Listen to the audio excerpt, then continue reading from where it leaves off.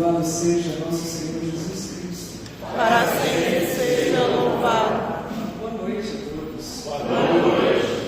Vocês estão com o Espírito Santo mesmo? Boa noite, gente. Boa noite. Só porque a voz do diálogo é fraca, não quer dizer que a resposta de vocês tem que ser fraca, né? Meus irmãos, antes de qualquer coisa, eu queria manifestar a minha alegria de poder estar com vocês nessa noite. Eu sei que eu demorei em dar a resposta, eu sei que eu demorei em dar o sim de estar aqui, mas não foi porque não queria estar. É porque a minha vida, de um tempo para cá, ela virou de ponta cabeça, revirou para o normal e desvirou de novo, enfim. Depois vocês vão entender o porquê. Mas é uma grande graça poder estar aqui, primeiro porque estou retornando a minha paróquia, do coração, de pastoral, aquela paróquia que curou muitas dores em mim, depois de um tempo fora do seminário. Então, é um carinho muito grande retornar aqui. Saibam que essa paróquia tem um lugar muito especial no meu coração. E voltar aqui hoje é graça de Deus, neste grupo de oração. Muito obrigado. Segundo, graça maior para mim de estar aqui junto de pregadores tão renomados. Eu fico até assim, meu Deus do céu. O dia lá atrás, Nossa Senhora, depois dessa oração inicial, dessa condução, dessas músicas, eu falei, pronto, eu já posso ir embora, eu só vou vir aqui dar a bênção e estou liberado. Mas espero que Deus me use para talvez chegar em algum lugar que ainda precisemos nesta noite. Meus irmãos, antes ainda de iniciar, como o Dudu disse, serei em breve ordenado padre para a Igreja de Vitória, dia 30 desse mês. Breve mesmo, daqui a 15 dias. Peço, rezem por mim, rezem pelos meus irmãos, Diácono Arthur, Diácono Rodrigo. Diácono Arthur, inclusive, será o vigário de vocês, Então, acolham ele com muito amor, como um dia me acolheram aqui nessa paróquia. Espero que ele seja para vocês um bom sacerdote. O nosso tema de hoje, como já estamos refletindo, é família, um projeto de Deus.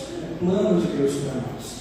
Eu convido você a abrir a sua Bíblia, você que trouxe, no Evangelho de São João, capítulo 2, versículo 1 seguintes. São João 2, 1 seguintes. Acompanhe a leitura comigo. Assim nos diz a palavra do Senhor nosso Deus. No terceiro dia houve um casamento em Caná da Galileia, e a mãe de Jesus estava lá. Jesus foi convidado para o casamento e os seus discípulos também. Ora, não havia mais vinho, pois o vinho do casamento havia acabado. Então a mãe de Jesus lhe disse: eles não têm mais vinho. Respondeu-lhe Jesus: que queres de mim, mulher? Minha hora ainda não chegou. A sua mãe disse aos serventes: fazei tudo o que ele vos disser. Repito: fazei tudo o que ele vos disser. Havia ali 6 talhas de pedra para a purificação dos judeus, cada uma contendo de 2 a 3 medidas. Jesus lhes disse: enchei as talhas de água. Eles as encheram até a borda. Então lhes disse: tirai agora e levai ao mestre-sala. Eles levaram. Quando o mestre-sala provou a água transformada em vinho, ele não sabia de onde vinha, mas os serventes que haviam retirado a água chamou um noivo e lhe disse: todo homem serve primeiro o vinho bom, e quando os convidados já estão embriagados, servem o vinho menos bom. Tu guardaste o vinho bom até agora. Este é o princípio dos sinais. Jesus o fez em Caná da Galileia e manifestou a sua glória. E os seus discípulos creram nele. Essas são palavras da salvação. Glória a vós, Senhor. Meus irmãos, eu convido você a imaginar comigo, ou tentar imaginar comigo, pensar, na verdade, o que este Evangelho tem a ver com o tema que hoje nós estamos refletindo. Porque a princípio pode parecer assim, é o início dos milagres de Jesus, o início da vida pública de Jesus. Mas o que isso tem a ver com a família? Aí vocês poderiam associar de imediato. Jesus estava numa festa de casamento, que é a reflexão que nós sempre fazemos nas homilias, que nós sempre escutamos os padres dizer: Jesus estava lá, foi convidado, sua mãe também estava, Maria intercedeu, Jesus atendeu o pedido não pela intercessão, mas porque precisava fazer o milagre naquele lugar. Isso é o que nós conhecemos. E isso é um fato, nós vamos tocar também nessa parte, mas eu te convido a se inserir nessa cena, e não só nessa, mas voltar um pouco na história do próprio Senhor Jesus Cristo, para que nos entendamos aí. Porque aí sim compreenderemos o que esse Evangelho tem a ver com esse tema de hoje. Claro, ele de imediato nos conduz à reflexão de que se o plano de Deus é a família e o Evangelho trata especificamente de um casamento e Jesus realiza o seu primeiro sinal num casamento, quer dizer que, de fato, a família é o plano de Deus, é o projeto de Deus. Porque não seria se Jesus não estivesse ali realizando o seu primeiro sinal ali. Ele quis se precisar dessa cena para nos dizer que a família é importante e que tudo depende dela. Mas, como eu disse, nós vamos voltar um pouquinho para depois chegar nisso. Por quê? Porque nada começa do nada. Pode parecer redundante, mas eu espero que vocês me entendam. Nada começa do nada. Você não surgiu do nada, por acaso. Você foi gerado. Você cresceu, foi educado. Você foi amparado quando você caiu, se machucou. Foi mimado quando foi preciso. Foi chamado a atenção quando foi preciso. Tudo isso foi feito na sua infância, adolescência, juventude e até hoje, porque eu mesmo ordenado diácono há quase 9 meses. Se eu chego em casa e faço alguma coisa de errado, minha madrinha que me criou me puxa a orelha. E não importa se eu sou quase padre. Para ela eu sou o Jacozinho. Jacozinho não deixei de ser porque eu não passei dos 60. Não importa eu estar ordenado não. Eu sou a filhada que ela criou. E é assim com cada um de nós. Então, nós temos uma história. Essa história nos forja. Essa história nos fez quem somos hoje. E por que eu estou dizendo disso? Porque para chegar na cena do início do ministério público de Jesus, tem que ter algo que antecede a isso. Claro, a primeira coisa que nós precisamos ter de marco histórico para que entendamos esse caminho feito por Jesus é o próprio anúncio do anjo da bem-aventurada Virgem Maria, a encarnação do Verbo, o nascimento do Verbo. Agora, esse dado nós também já conhecemos, porque também já refletimos várias vezes. Muitos padres já falaram disso, muitos pregadores já falaram disso, e isso é verdade. O que eu quero refletir com vocês não é a encarnação em si, mas a infância e a adolescência de Jesus. Se coloquem agora voltados a essa imagem. Pensem comigo. É possível imaginar Jesus criança? Aí vocês vão dizer, claro, Jacó, a gente olha para as imagens e a gente vê Nossa Senhora segurando o menino Jesus, mas eu pergunto nessa outra perspectiva, porque nós sabemos que criança é levada, sabemos que criança aprende com os seus erros, sabemos que crianças tropeçam, choram, caem, se machucam, precisam de afago, precisam de carinho e por aí vai. Mas é Deus. Será que Deus precisou de tudo isso? Porque era criança.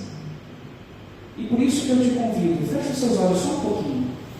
Imagina Jesus criança, recém-nascido, necessitando de todos os cuidados que uma criança precisa.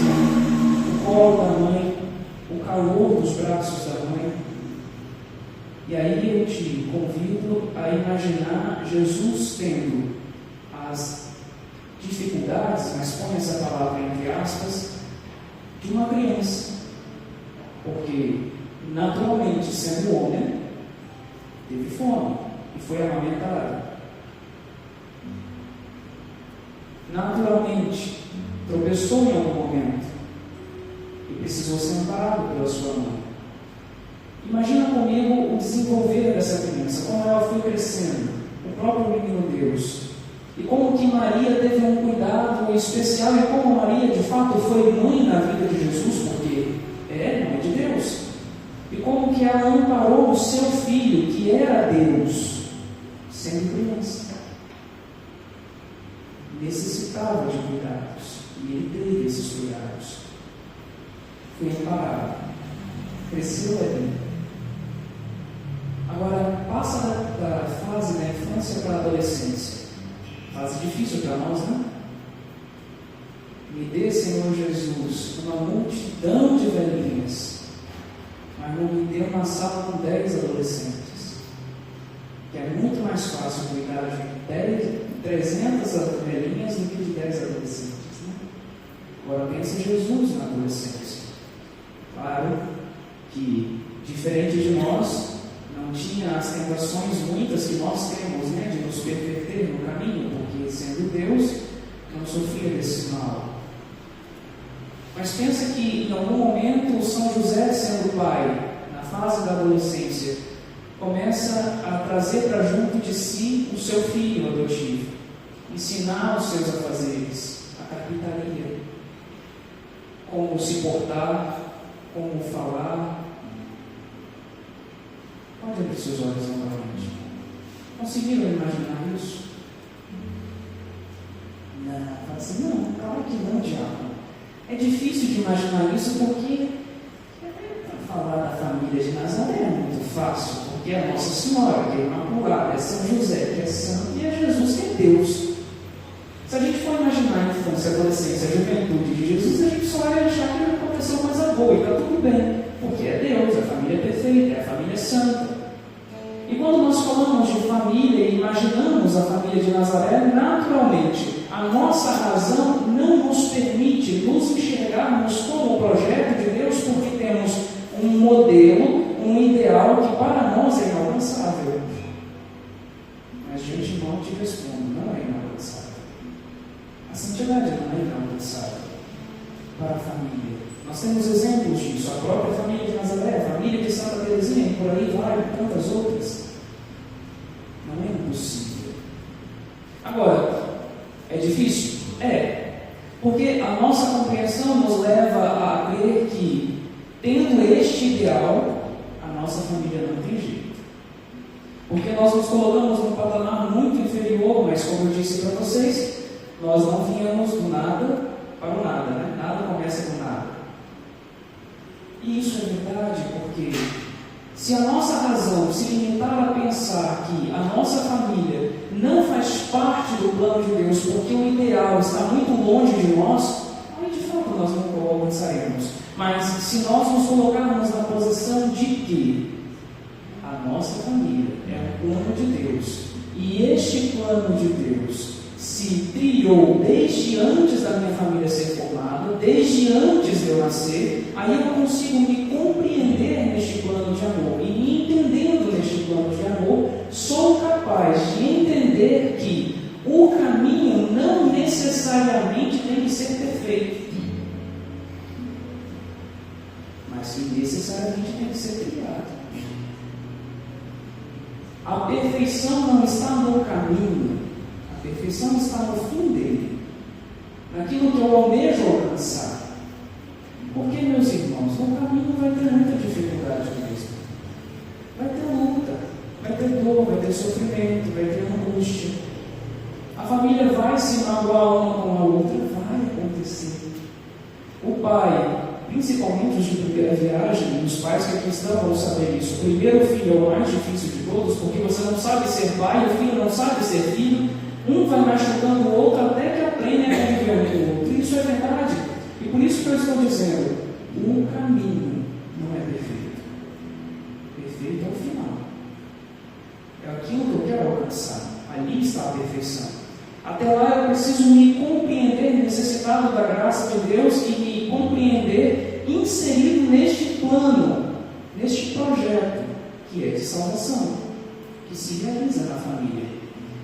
E aí eu retorno à nossa reflexão. Meus irmãos, a partir de agora nós conseguimos entender o porquê que essa passagem faz sentido e por que eu quis recordar da família de Nazaré. Duas famílias são citadas nessa nossa noite. A primeira delas é que foi proclamada no Evangelho, a família que estava começando a dar passos, a trilhar o seu caminho, como plano salvífico de Deus. E a família de Nazaré. Dois modelos para nós. O primeiro deles nós já refletimos, que é o modelo ideal, né? A família de Nazaré. Aquilo que nos norteia. E a segunda é essa do casamento. Percebam, meus irmãos, aquilo que eu falava para vocês no caminho agora há pouco. que ele não é perfeito. Vejam o que foi narrado no Evangelho de hoje. Jesus estava no casamento, ele foi convidado junto da sua mãe. E no casamento falta o vinho. Primeira coisa, no casamento falta o vinho. Para nós é dispensável o vinho. E aí eu vou fazer uma reflexão meramente humana, não tão teológica, mas para que vocês me compreendam na dimensão que quero chegar. Para nós pode faltar alguma coisa no casamento. Pode faltar o bolo, pode faltar os doces, pode faltar o buffet. Pode ser uma cerimônia mais simples, pode ser uma cerimônia gigantesca, apoteótica. Mas o que não pode faltar a nós é a bênção de Deus, para nós, na nossa compreensão. Aqui nós não estamos falando da nossa compreensão, estamos falando da compreensão judaica. Então, quando nós falamos que falta o vinho no casamento, nós estamos dizendo que está faltando a alegria, porque o vinho é a expressão da alegria para aquele casal jovem que está nascendo. Então, percebam, para a mentalidade judaica, aquele casamento estava fadado ao fracasso, porque logo no seu início faltou algo, faltou a alegria. E aí é que eu faço mais uma pausa, uma reflexão. Quantas vezes nós iniciamos a nossa caminhada, e aí eu falo diretamente àqueles que são casados, aqueles que estão aqui com as suas famílias, e aqueles que ainda não estão aqui com as suas famílias, mas ampliem a reflexão para que todos eles sejam abrangidos agora. Quantas vezes a família começou bem? Quantos casamentos nós vimos começar com sorrisos, com fotos bonitas nas igrejas? Quantas vezes nós vimos festas gigantescas, ou até mesmo as mais simples, mas que você via sinceridade, você via, aspas, amor, e que hoje você não consegue mais ver. Quantas vezes nós vemos famílias que começaram bem com a alegria do primeiro filho, do segundo filho, se estruturaram, cresceram, conquistaram coisas juntos, mas que em determinado ponto da vida se machucaram. O que faltou aí? Para essa família narrada no Evangelho faltou um vinho, que era a alegria. Mas muitas vezes nas nossas famílias faltam coisas que nós não sabemos identificar, porque no decorrer do caminho, como eu dizia agora há pouco, ninguém nasce família. A família não nasce por nada, a família se cria da parte de Deus, obviamente, mas as pessoas são passíveis de erros. E ninguém nasce sendo já esposa, ninguém nasce já sendo esposo, ninguém nasce já sendo filho. Claro que no decorrer do caminho essas coisas vão se acertando, mas até que isso se compreenda, um vai machucando o outro.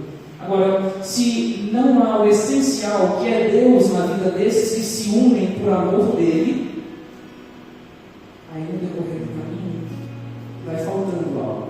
Falta compreensão, falta caridade, falta amor, falta paciência.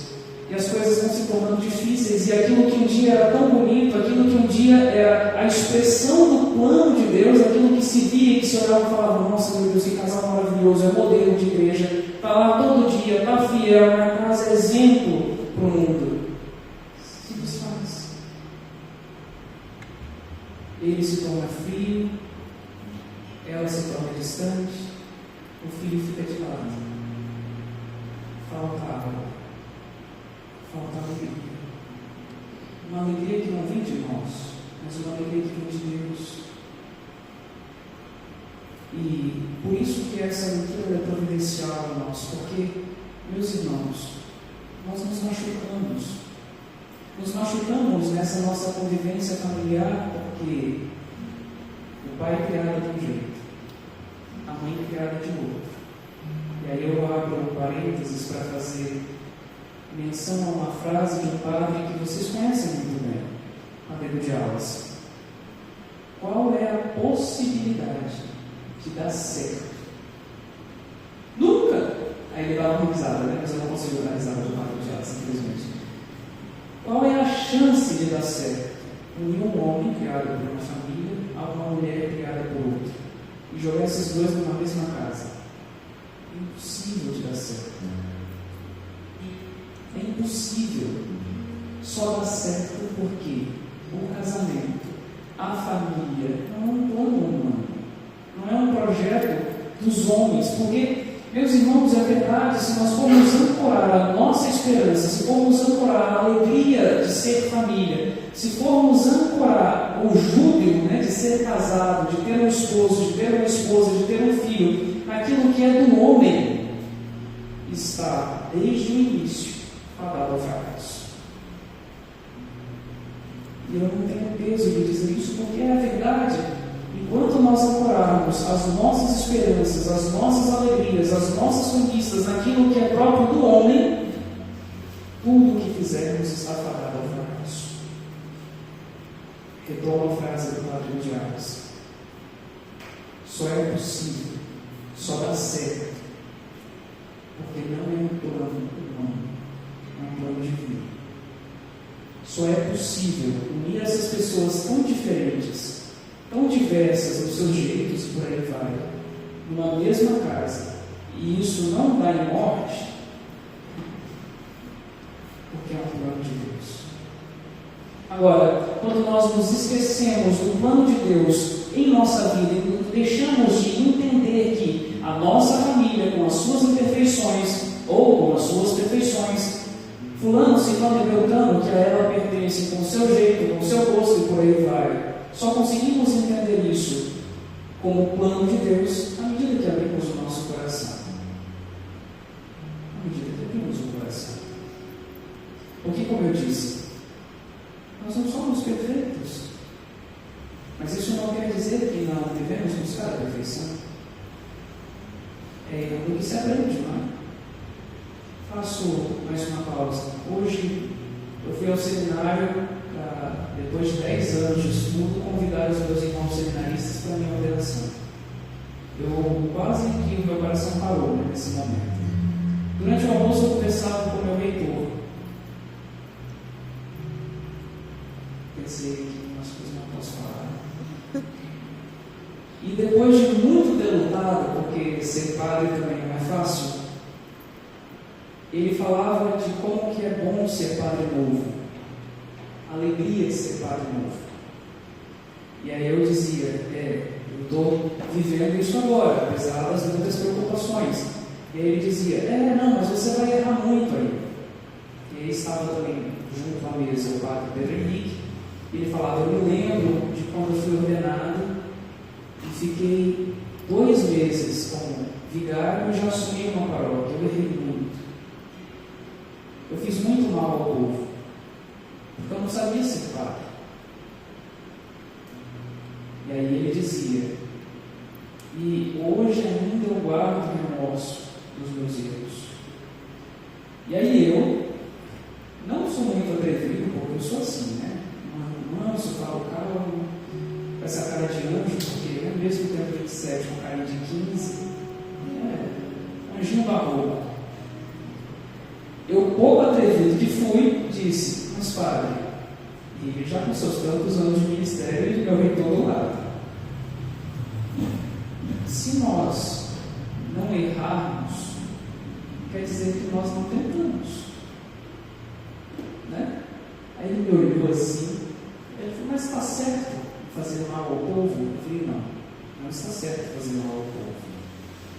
Mas está errado não tentar. Está errado não tentar. Aí eu disse ainda, pouco atrevido ainda, falei, eu acho que o senhor não deveria guardar remorso, porque os seus erros fizeram um bom padre que o senhor é hoje. Claro, ter consciência disso não nos exime do peso do erro, mas nos faz crescer. Por que eu estou dizendo isso? Porque na família também é assim.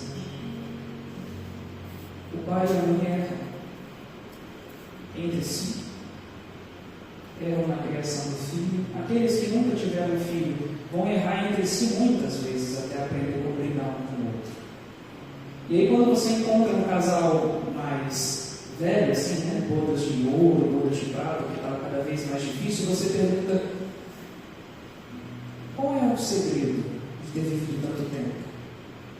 Eles dizem a paciência. A paciência porque mesmo com a diversidade das pessoas, souberam achar um meio termo. Aí você vai na casa deles, um vai ajudando o outro, já sabe o jeito do outro, sabe onde ficam as coisas, um vai auxiliando o outro à medida do possível, né? À medida da formação de cada uma das famílias, e por aí vai. As pessoas erram, meus irmãos. Mas o problema não está no erro. As pessoas pecam, meus irmãos, na realidade familiar ou fora dela, na vida ministerial ou fora dela. O problema não está em pecar. O problema não está em errar. E entendam quando eu digo isso. Não vai sair daqui falando assim, diácono fulano de tal foi lá no Sentinela da Manhã e disse que não tem problema pecar. Então eu vou pecar à toa para a direita e vou botar na conta dele. Se vocês fizerem isso, vão para o inferno. Porque estão contando mentira. O problema não está no pecado em si, e não está na queda, no erro em si. Está em não querer se alinhar com Deus. E o primeiro passo, de modo especial, dentro da nossa família, para voltar à comunhão com Deus, não está em chegar na igreja, se ajoelhar, rezar 1000 Ave Marias e falar assim, Senhor, eu estou arrependido. Não. Primeiro reconcilia-te com teu irmão. E no caso da família, primeiro o perdão do teu esposo, da tua esposa, fala com ela, fala com ele. Primeiro o perdão do teu filho, da tua filha, dos teus pais. Depois sim, porque eu não posso me dirigir a Deus, por primeiro, se o meu coração ainda está carregado de mágoa, ele é anulado no ato da confissão. Reconcilia-te com o teu irmão. Volta a ele e te entenda como plano de Deus.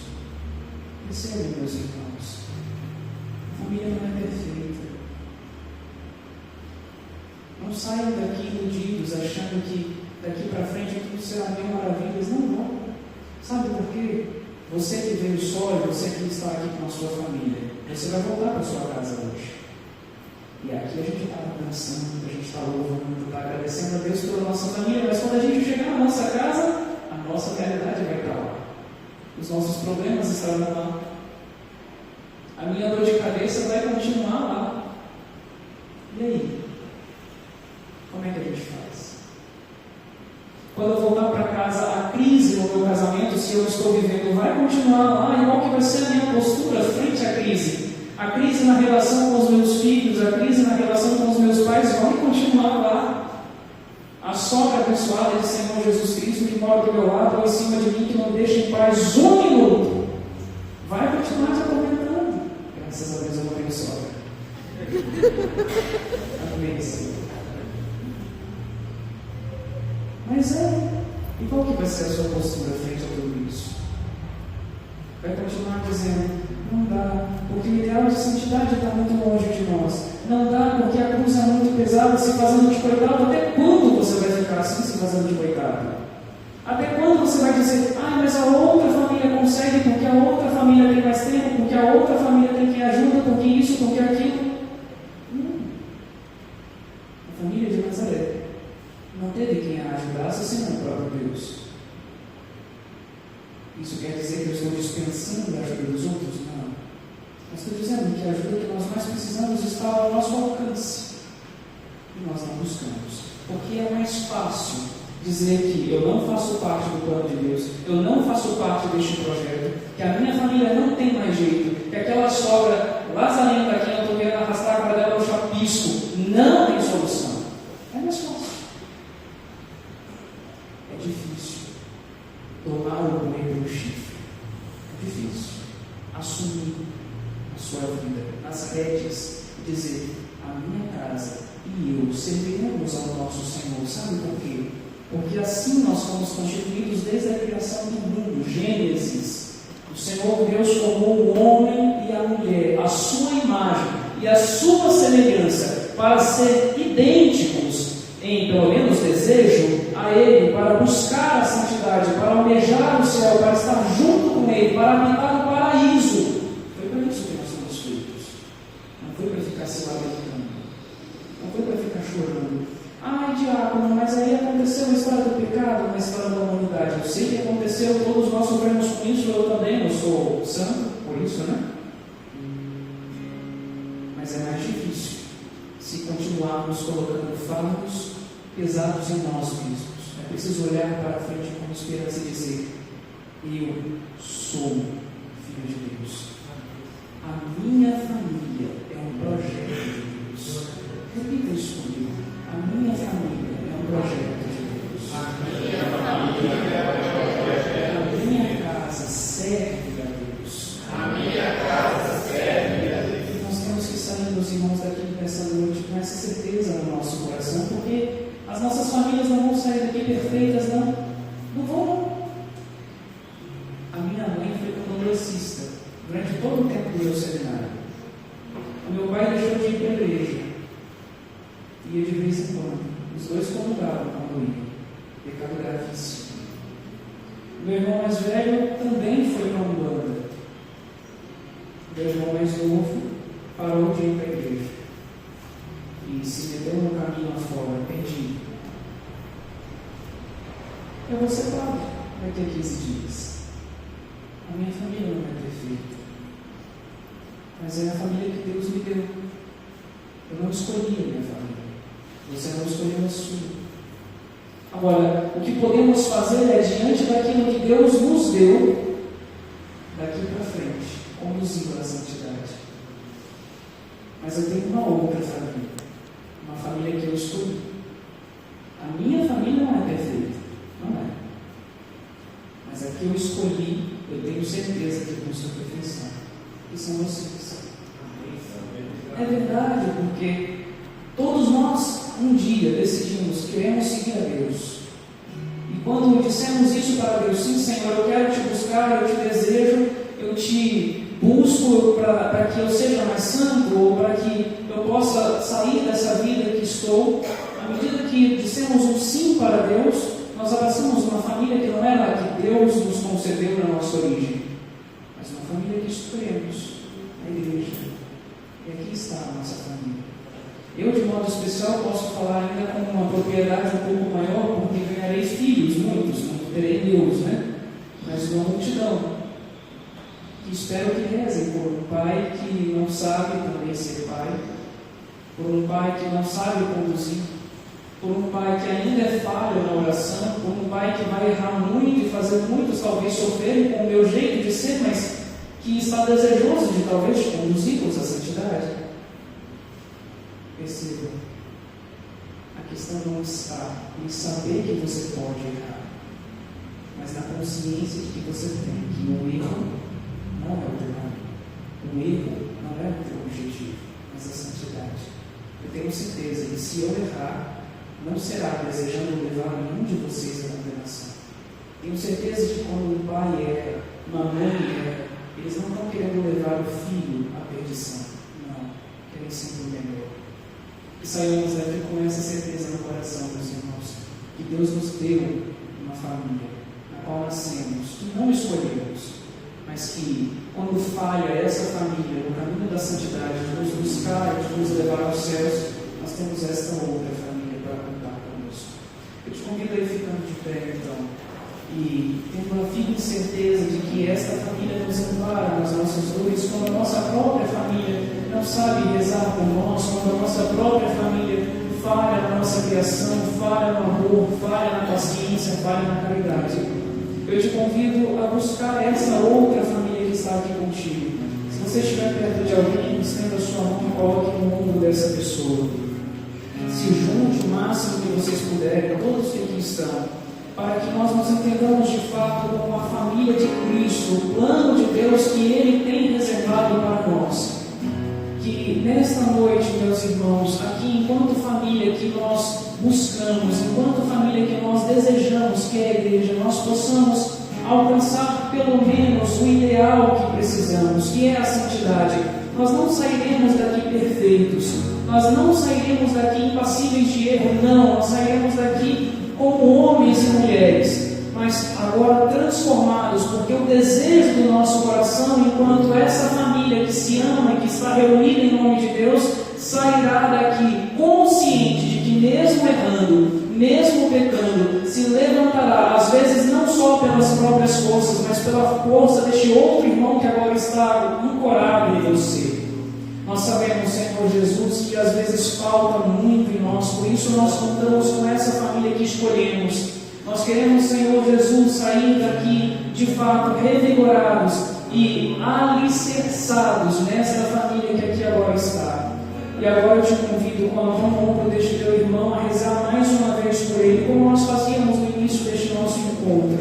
Você vai rezar por ele porque você não sabe das dores que ele enfrenta, você não sabe das dificuldades que ele tem passado, você não sabe das lutas que ele tem travado dentro da casa dele. Mas você vai clamar que o Espírito de Deus visite o seu lar, visite o seu coração, para que ele, neste momento, seja restaurado, para que mesmo quando caia, se encontre Jesus novamente, e se entendendo neste projeto de Deus, ele possa alcançar aquele ideal que falávamos agora há pouco, que é a santidade.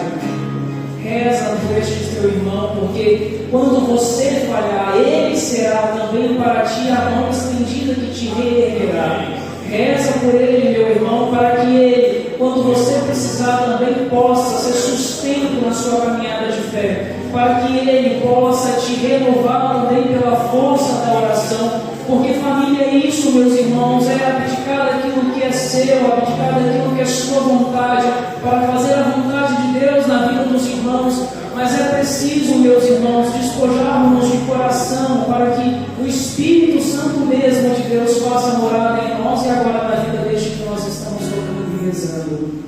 Vem, Senhor Jesus, com a tua unção. Vem com o teu Santo Espírito e toca as realidades que nós desconhecemos, Senhor Jesus, para que assim, restaurados, renovados, nós saímos daqui nos compreendendo a sua imagem e semelhança, projeto teu de santificação. Realiza, Senhor, nesta tua igreja, um renovo nos corações, para que assim, Senhor Jesus, saiamos daqui desejosos do céu, para que as nossas famílias sejam santas, para que nós sejamos santos e para que em Ti, Senhor Jesus, tudo se faça. Senhor Jesus, nós te louvamos pela vida deste meu irmão. Obrigado, Senhor Jesus, por tê-lo atraído até aqui, porque ele precisava disso, Senhor Jesus. Obrigado, Senhor Jesus, por nos ter atraído aqui, porque o Senhor sabia daquilo que passávamos. Obrigado, Senhor Jesus, pela vida deste meu irmão. Agora, abraça forte esse teu irmão e diz: eu te amo porque você é a minha família. Eu te amo porque você é a minha família. E pode aplaudir o Senhor nosso Deus por essa família que Ele nos deu.